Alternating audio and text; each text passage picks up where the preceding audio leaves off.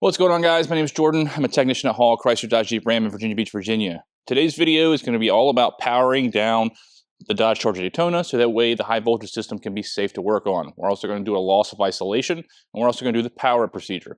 I wanted to make this video because I have a couple TSBs that are coming out that are going to require me to power down the high voltage system, and so I wanted you guys to see the process of what's being done and kind of why it's so important to have a certified technician do some of these repairs and not attempt this stuff at home. I also wanted to make this video for other technicians and some of our guys down at the body shop. Some of the service information has detailed step-by-step instructions that are written, but I'm more of a visual guy, so a video always kind of helps me out, and it'd be nice if we had that. So hopefully this will kind of help as a reference point for some technicians who need to see some things. But don't use this video as a Bible. It's more of a guide, a visual aid. Always follow service information to a T. Any technician who's out there probably knows by now how often Stellantis likes to change the power down procedures, especially with the 4xe. So all this information is subject to change, so always follow service information when powering down the system. And with that being said, I do have a disclaimer, and that is voltage can and will kill you. It's important that these vehicles be brought to a certified technician who's trained in these kinds of things, not only to protect your car, but to protect the people who are working on it. There's a lot of safety things that Stellantis makes us follow. There's a lot of training that we undergo. So it's critical that this stuff is performed at the dealership. And I'm hoping that this video will not only highlight the process, but how important that is in the steps that we take to keep your vehicle and your technician safe. Now, our first step of the power down procedure is getting the vehicle into our bay for service. One of the first things that they like to tell us is to do not push the vehicle more than 2 miles an hour. Not only are the front and rear EDMs on these vehicles motors, but they're also generators. So if we're pushing these vehicles more than 2 miles per hour, they're generating electricity, and we don't want to find out where that electricity is going, because more than likely it's going to be somewhere we don't want it to. So just keep that in mind. If you have a disabled BEV, make sure it isn't pushed more than 2 miles per hour. After getting the vehicle to my bay, one of the first things I'm going to do is set up my quarantine area. I'm going to set up all my barriers, all of my warning signs, all of the paraphernalia that Stellantis wants us to set up so that way everyone around me knows what's happening to this car. Sales loves nothing more than to come poking to a car that they're trying to appraise right when you're in the middle of working on it. And we don't want anybody to come in poking around or messing with high voltage. On top of all the warning signs and barriers, it's also a good idea to have an assistant standing by with a shepherd's hook. Just in case something goes south, they can use this to yank my corpse off this car without getting themselves shocked too. I've gathered up all the required tools for the power down procedure. I've got my Fluke 1587.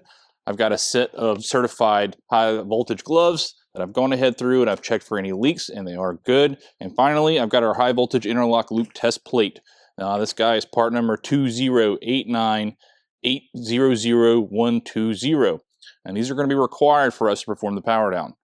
I'll have to get anything that's out of my pockets that's metal, any kind of pocket screwdrivers, cell phone, wallet, belt, anything that can conduct electricity. Through the service information, it advises us to remove any of those items off our body. So we've got the vehicle in our bay. We've got our quarantine zone set up. I've gathered all my special tools. I have gathered myself for the procedure by removing all metal items. So now we're ready for the power down procedure itself. I'm going to let everyone around me know what I'm doing so we don't get a random quick lube kid who likes the color orange and wants to come over and touch things. We're going to tell them to stay away from the car. You'd be surprised what happens sometimes, so it's good to communicate with the people around you. So the first step that service procedure has me follow is ensure that the vehicle is not connected to any kind of charger. It is not, and that is critical that this vehicle not be connected to anything during the high voltage power down procedure. I'll then verify that the vehicle's ignition is off. I'll remove the access load floor.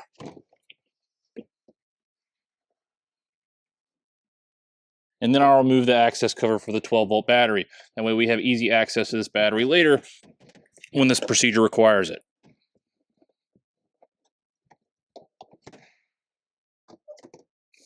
All right, so now we're getting to some of the fun stuff.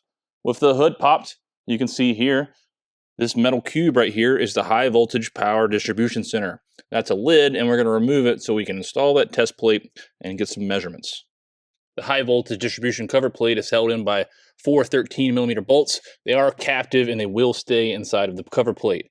So with them all loose, we are going to very carefully remove this cover plate up and out of the way.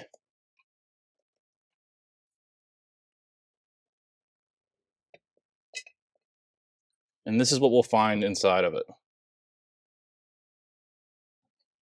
Now we're ready to install our cover plate so we can do some testing. This guy is directional. It can be installed 2 different ways. We have this way for the HVIL, the high voltage interlock loop closed, And if we were to install it this way, the high voltage interlock loop would be open. The high voltage interlock loop is basically a small circuit that runs through every high voltage cable. It's a little 12-volt circuit, and if that circuit ever gets broken, the car says, hey, there's a major fault with the electrical system. I have the ability to shock somebody. Let's shut the system down. And that's why the high voltage interlock loop system is so important on these vehicles. So I'll install a test adapter. Making sure the markings that I can read them, that I am closing the high voltage interlock loop. And it just secures with a couple thumb screws. And this is aluminum, so it can be cross-threaded, and these don't have to be ripped down, just hand tight.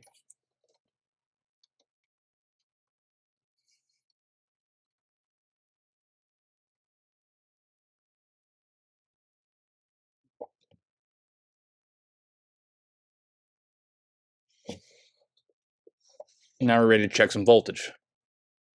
With that plate installed, I'll come over and we're going to turn the vehicle to the ready position. We're going to get this thing powered up. That way we can double check our measurements to make sure everything is working correctly.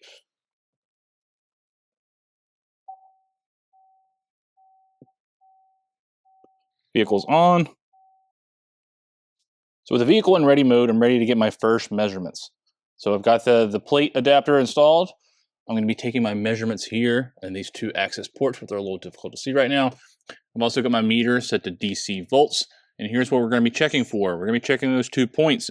Anything above 200 volts is going to be considered good. That means that the high voltage system is powered up, and the high voltage sense circuits from the battery pack are functioning normally. Now, if we were to see something 0 volts, we're going to know we have an issue that we're going to have to start diving into, kind of figure out what's going on there. But we should see something above 200. It can vary depending on state of charge. So it's going to be a little bit difficult for me. I'm all gloved up here, but I'm going to take my measurements the best I can. It's kind of weird for me to hold the camera, but I'm going to get these measurements and then we'll go from there. All right, we're above 400-ish, so we're going to assume that we are good to go and continue down the process. All right, again, anything above 200 volts, good. Anything below 200 volts, we need to start taking a look at. We've got some kind of issue with the high voltage interlock loop system. So the next thing that I'm going to do is I'm going to come over here, I'm going to turn the key off, and we're going to let this thing sit for at least 2 minutes so that way everything can power down.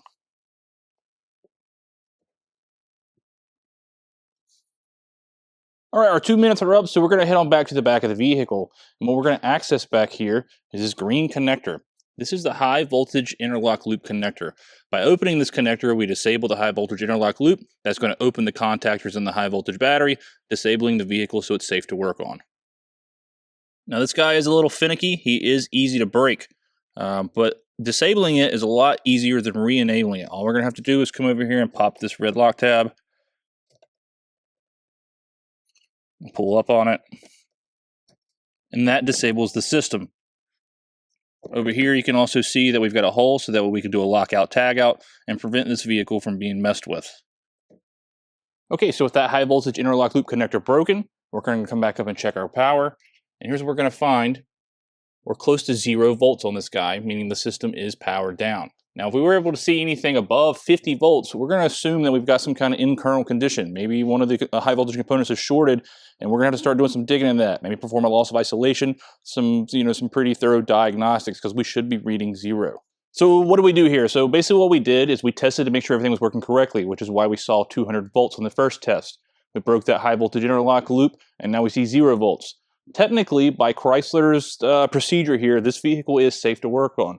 Now, I do want to show you one more thing here. Now, even though we disabled the high voltage system, you're going to see that my vehicle still has a couple of lights on. Overhead lights are on. That is because the 12-volt system is still being powered. Now, nowhere in this procedure do they tell us or instruct us to disable the 12-volt system. That's something I don't necessarily agree with, and I don't think it's going to hurt anything for me to come back here and disable that 12-volt system now. It can't really hurt. And I'm not quite sure why it's not part of the procedure, at least written right now. And again, like I said earlier, things can change. They change these things a lot, but I'm going to add that next step myself. So with the 12-volt disconnected, you guys can see this thing is truly powered down. No overhead lights, no shifters flashing. I would feel pretty comfortable working on the high voltage system of this vehicle now. It's a lot of trust in Stellantis. Again, that's what these measurements are for. It does seem kind of redundant. I guess if you wanted to, you could just come back here and disconnect that high voltage interlock loop. But again, I don't recommend that. These tests are important That first test, when we're seeing 1200 or 200 volts, is letting us know if there is a fault in the system. And finally, as just one last precaution before we start any kind of repairs, I do keep a set of these Faraday cage bags, and I'm just going to put the keys in the bag, so these in my toolbox, away from the vehicle, so no one can come mess with it. So yeah, the power down procedure really isn't too bad. It's a lot of steps, it's a lot of setup, and a lot of prep. But that's important to make sure the vehicle stays safe, and we stay safe as well. Now, before we do power the vehicle back up, there is one more test that I want to perform, and that's something called a loss of isolation test. So a loss of isolation in a BEV would be the high voltage leaking out. Think of it that way. These high voltage batteries are internally grounded, where the 12 volt system is grounded through the chassis. Now, let's say your vehicle has been in an accident, you punctured the battery, one of the high voltage components, say the AC compressor, had a short and a fault, and that high voltage was leaking out through the chassis. It has the ability to hurt the occupants and damage the car. And that would create a loss of isolation. So we're going to test for that. Now, anytime we do any kind of repair in your vehicle, we should be doing a loss of isolation before we give it back to you. It's just the nature, and it's one of the requirements Stellantis gives us. But there are some special steps that we can take to verify that isn't an issue. Now, a lot of times these cars will set a loss of isolation fault. They'll set a code, but that's not always the case. So then that's why it's a good practice to perform this test after any repair. So the vehicle has been powered down, and I've made my repairs that were necessary. Or the vehicle has been in a collision. Finally, I want to come back and check again for that loss of isolation. Now, one of the cool things about the Fluke 1587 is it has an insulation test. This meter has the ability to shoot about 500 volts through the car, so that way we can check to see if there is a loss of isolation. And it's pretty cool. That's one of the reasons why this meter is so expensive. So now that I've finished my repairs, I'm going to do this test before I perform the power up. So I've got my meter set up. I've got the ground set to the high voltage power distribution center over here on the side. And we've got everything hooked up here. Sit over to the insulation test. And it's going to be a little hard for me to get it to do it. We're looking right around, I think, 3.1 mega ohms. So yeah, the loss of isolation test is pretty straightforward and pretty easy. Also, again, refer to Service Library. They do have a pretty good write-up here for that entire procedure with lots of specifications and what we're looking for, especially when it comes to each individual component and what the resistance should be overall as a whole. But yeah, I know my vehicle doesn't have a loss of isolation. It's my personal vehicle, so I would know that it did. And it does not. And at this point, we are ready for the power up procedure, which is very simple and will get us back on the road. So the first thing I'm going to do to get us powered back up is I'm going to reinstall the HVPDC plate. Now, this guy too, like I said, the bolts are captive. He'll slide right on. There is this little plunger that lives right here. There's a switch inside of there for the high voltage interlock loop. And this guy needs to make contact and seat good, so that way we can close that loop. That way we were able to power the car up. Basically, if I was to just come in without any recourse and just pull this cover off, theoretically, it should disable the high voltage system because it breaks that circuit. We can't always trust that, but it is important that this guy gets seated in correctly or the car just won't start. Now,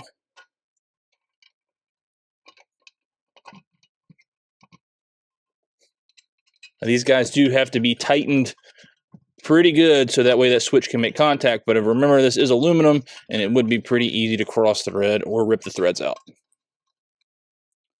I'll then come re-enable the high voltage interlock loop connector, and this guy is very finicky going back together. It's very easy to undo so that way you can break the circuit, but it's difficult to re-enable the circuit, and it was designed that way on purpose. It's got a little tab over here on the side that has to be gently pulled back and squeezed and depressed. It is a pain in the ass.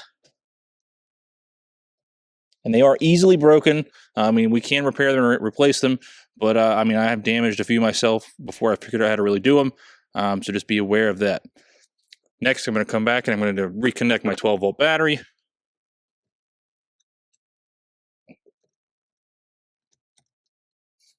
All right, and we've got power. And now as soon as that 12 volt battery is connected, I am going to run over here and cycle the key to run so that way the coolant pumps can learn. And so far so good, everything's powered up correctly, no weird warnings on the dash. Throw on this battery cover. And the load floor lid.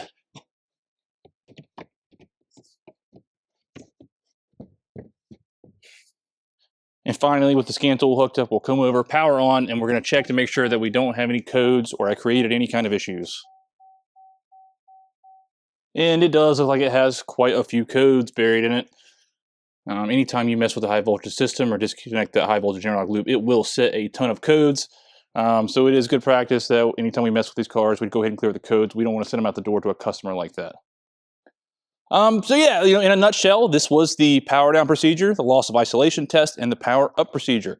Again, you guys who are watching this video, any technicians or guys at the body shop, refer to service information. This isn't a full-blown guide. This is kind of like a visual aid, a visual reference, so that way you can see what I'm seeing. The first time I did a power down procedure, reading through the process, I would have loved some more visuals, and that's what kind of this is to you guys. Same thing for customers. I can't stress this enough. Please do not mess with high voltage stuff. If you see an orange cable, please don't touch it. Bring it to us. Your cars have warranties on them. We're trained to do this. We have the equipment to do this.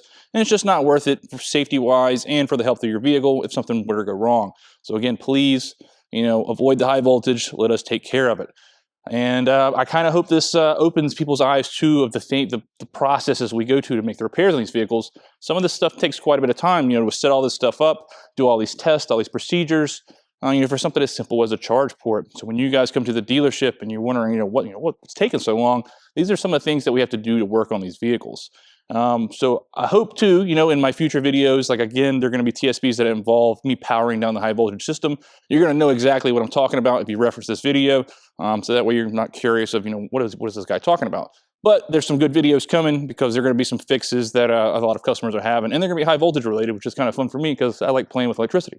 So, but anyway, I hope you guys like this video, and I really hope to help somebody out. If you guys have any questions, just drop them down below. I'll try and answer them the best I can. And again, refer to service information if you're a technician or if you're a body shop guy who's going to be doing this. Just remember, service information is your Bible. Follow that stuff. So I appreciate you guys watching my videos. I'll catch you next time.